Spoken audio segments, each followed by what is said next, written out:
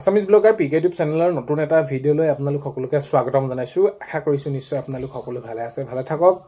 ভিডিঅ'ৰ থাম্বনেইল আৰু টাইটেল দেখি আপোনালোকে নিশ্চয় গম পাইছে ভিডিঅ'টো কোনটো বিষয়ৰ ওপৰত হ'বলৈ গৈ আছে। আটাইতকৈ বহুত বেছি গুৰুত্বপূৰ্ণ মহিলাসকলৰ বাবে অৰুণোদয় আঁচনি।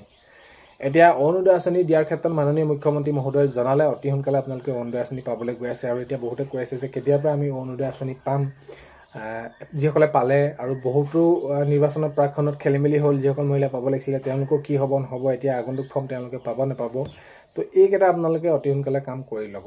তো ভিডিঅ'টো আপোনালোকে শেষলৈকে চাব বুলি আশা কৰিলোঁ। শেষত আপোনালোকৰ মন্তব্য কমেণ্টৰ জৰিয়তে জনাব যে আপোনালোকে অৰুণোদয় আঁচনি পাই আছিলে, আপোনালোকৰ নাম কাটি দিয়া হ'ল নেকি, বা কি হ'ল কি নাই হোৱা, আপোনালোকে পালে নাপালে। আৰু এইখিনিতে আপোনালোকক সেই ভিডিঅ' প্ৰথমতে কোৱাৰ দৰে সকলো দিনাখনি চেনেলটোলৈ আপোনালোক যিসকল নতুনকৈ আহিছে চেনেলটো ছাবস্ক্ৰাইব কৰাৰ লগতে কাষতে থকা বেল আইকনটো প্ৰেছ কৰি অল কৰি থ'ব, যাতে নতুন এটা ভিডিঅ' দিয়াৰ লগে লগে আপোনালোকে আগতীয়াকৈ চাবলৈ পায়।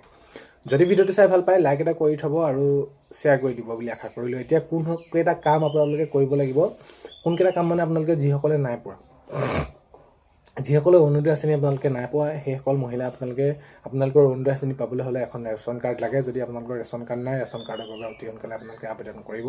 তাৰ পিছৰ পৰ্যায়ত আধাৰ কাৰ্ড আৰু আপোনালোকে বেংক পাছবুক, অৰ্থাৎ আপোনালোকৰ যদি একাউণ্ট নাই তেনেহ'লে একাউণ্টটো আপোনালোকে নতুনকৈ খুলিছে, তেনেহ'লে আপোনালোকে নতুনকৈ খোলাৰ লগে লগে আপোনালোকে আধাৰ লিংক হ'ব।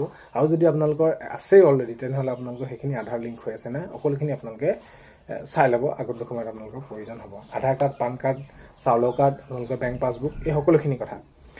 তেতিয়া কথাটো হ'ল যে প্ৰথম অৱস্থাৰ পৰা যিসকল মহিলাই পাই আহিছিলে তেওঁলোকে যিহেতু আগন্তুক এতিয়া তেওঁলোকে সেইখিনি যি দিবলৈ গৈ আছে, তেতিয়া তেওঁলোকে আবেদন কৰিব পাৰিবলৈ নোৱাৰিব। চাওক, অৰুণোদয় আঁচনিখন প্ৰকৃততে ৰূপায়ণ কৰা হৈছে যিসকল মহিলা দুখীয়া দৰিদ্ৰ সীমাৰেখাৰ তলৰ আৰু বিশেষভাৱে সক্ষম লোকসকল আছে, বা কোনোবা বিধৱা বা কোনোবাই বিয়া নোহোৱাকৈ ঘৰত আছে, এইসকল মহিলাসকলৰ বাবে বিশেষকৈ আমি যদি চাওঁ তেনেহ'লে নিৰ্বাচনৰ পূৰ্বে যিদৰে খেলি মেলি হ'ল অৰুণোদয় আঁচনিৰ নামত, তো তেওঁলোকে সেইখিনি যি অভিযোগ আনিছিলে, যিসকল মহিলাই প্ৰথমৰ পৰা পাইছিলে কাটি দিয়া হ'ল, তেওঁলোকে এতিয়া আগন্তুক সময়ত তেওঁলোকে পদত্ব পূৰণ কৰিব পাৰিব নিশ্চয় পাৰিব। কাৰণ কেলৈ এইটো যিটো সময়ত তেওঁলোকে সেইখিনি মাননীয় মুখ্যমন্ত্ৰী মহোদয়ে জনাইছিলে যে যদি কাৰোবাৰ ঘৰত চাকৰি পাইছে, কাৰণ কেলৈ চাকৰি নিযুক্তিটো বহুতখিনি দিয়া হ'ল, নিযুক্তি দিয়া হ'ল। আৰু প্ৰথম পৰ্যায়ৰ পৰা যদি কাৰোবাৰ ঘৰত চাকৰি পাইছিলে, ধৰি লওক এতিয়া কোনোবা সন্তানে তেওঁলোকৰ চাকৰি পালে, চাকৰি পোৱা ঘৰততো এতিয়া অৰুণোদয় থাকিব নোৱাৰে।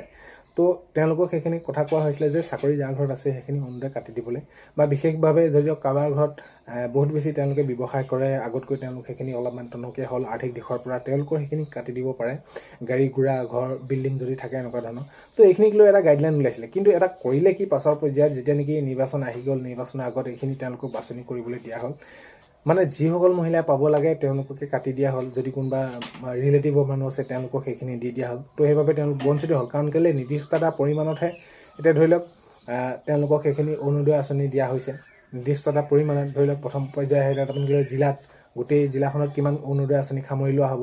তাৰ পৰ্যায়ত আহিলে আপোনালোকৰ ব্লকৰ পৰ্যায়ৰ পিছত আহিলে আপোনালোকৰ পঞ্চায়তৰ পাছত আহিলে আপোনালোকৰ ৱাৰ্ডত বোলে কেইজনীকৈ দিয়া হ'ব।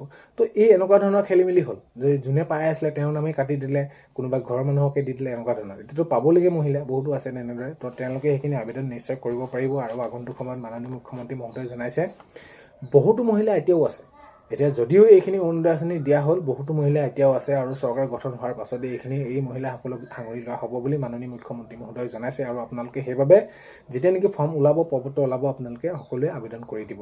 আৰু যদি আপোনালোকে এইবাৰ আবেদন কৰে তেনেহ'লে আপোনালোকে ভাবি আছে নেকি আপোনালোকৰ নাম আকৌ বাদ পৰিব নি? তেনেকুৱা নহয়। আবেদন আপোনালোকে কৰাৰ পিছত আৰু আপোনালোকৰ সেইখিনি তেনেদৰে নাম দিয়া হ'ব আৰু আপোনালোকে সেইখিনি পাব। কাৰণ কেলৈ আঁচনিখন ৰূপায়ণ কৰা হৈছে সেইসকল মহিলাসকলৰ বাবে যিসকল দুখীয়া দৰিদ্ৰ সীমাৰেখাৰ তলৰ মহিলা, যি বিশেষভাৱে সক্ষম, বা কোনোবা বিধৱা, আৰু কোনোবা ধৰি লওক বিয়া নোহোৱাকৈ আছে। তো এতিয়া বহুতো তেনেদৰে উদাহৰণ আছে। নিৰ্বাচনৰ আগত যিটো বিহুৰ বাবে সেইখিনি 9,000 টকা দিয়া হ'ল, কোনো মানে এই যি মহিলাসকল পাবলগীয়া মহিলা বহুতোৱে নাপালে। তো এইটো বহুত বেছি দুখ লগা বিষয়। আগন্তুক সময়ত আপোনালোকে পদত্ব আহিলে নিশ্চয় আপোনালোকে এইখিনি কৰিব, আপোনালোকে নিশ্চয় পাব। এইখিনি আগন্তুক সময়ত খবৰসমূহ আহি থাকিলে নিশ্চয় জনাম। আৰু ভিডিঅ'টো শেষলৈকে চোৱাৰ বাবে বহুতেই বেছি ধন্যবাদ। ভিডিঅ' প্ৰথমতে কোৱাৰ দৰে চেনেলটোলৈ যদি আপোনালোক নতুনকৈ আহিছে, চেনেলটো ছাবস্ক্ৰাইব কৰাৰ লগতে কাষতে থকা বেল আইকনটো প্ৰেছ কৰি অল কৰি থ'ব, যাতে নতুন এটা ভিডিঅ' দিয়াৰ লগে লগে আপোনালোকে আগতীয়াকৈ চাবলৈ পায়। আজিলৈ মানে অন্য এটা ভিডিঅ'তে লগ পোৱা হয়।